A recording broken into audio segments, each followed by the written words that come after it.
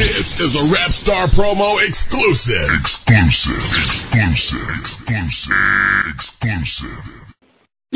That is deep. You didn't answer my question though. How does it feel to meet Nicki Minaj? I gotta go back though.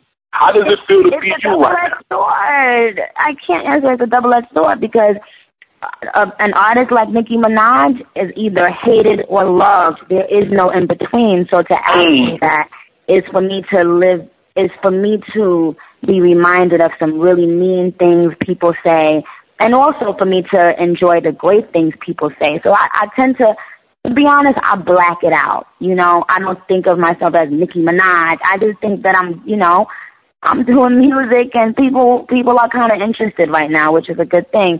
But I hope that answers your question. They either love her or they hate her, and I talk about Nicki Minaj in the third person because it's the only way that I'm not suicidal. You know what I mean?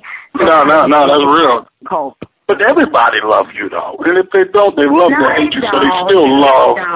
Come on, you know what? I think they do on the low. I just think that, maybe, they don't look at themselves in a good way. Because I look at like I told people, if you're sitting there doing nothing, nobody going around the flash.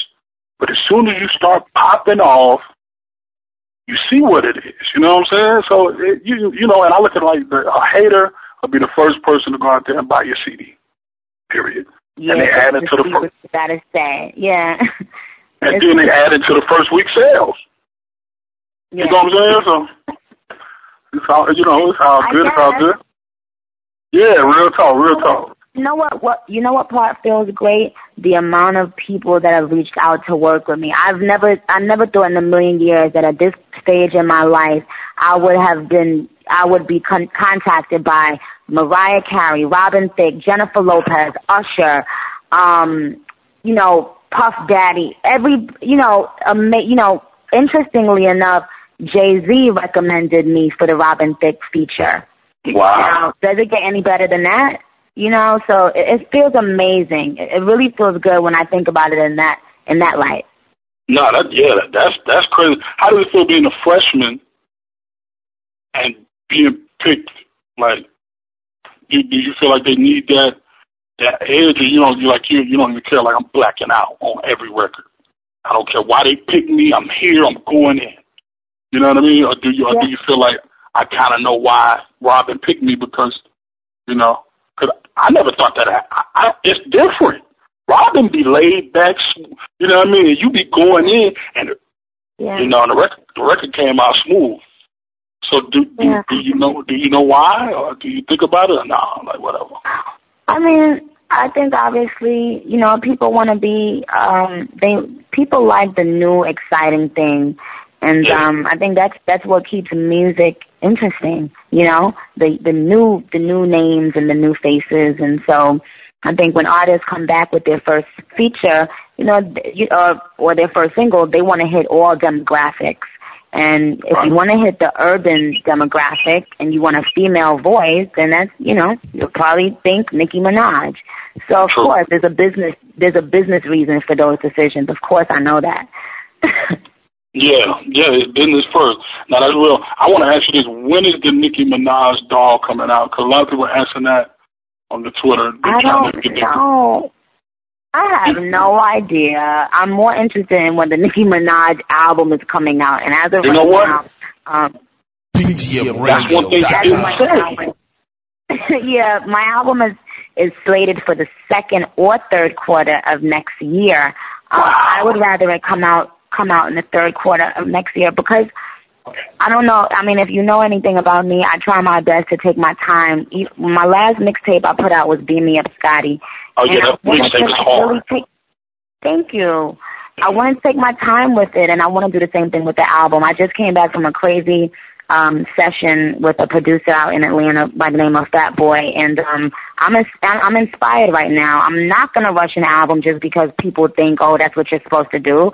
I'm gonna let my features come out, and I'm gonna work on a masterpiece.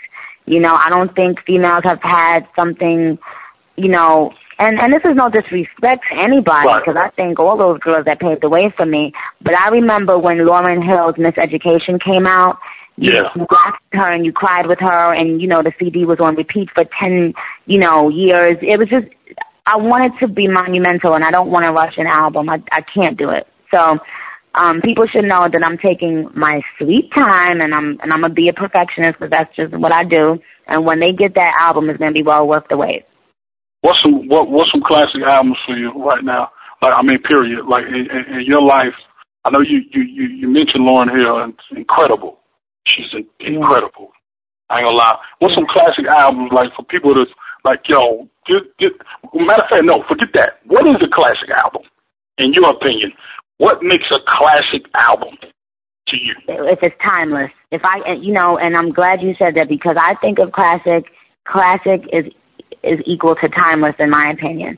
Whitney Houston's first album. I know people would never expect me to listen to stuff like that.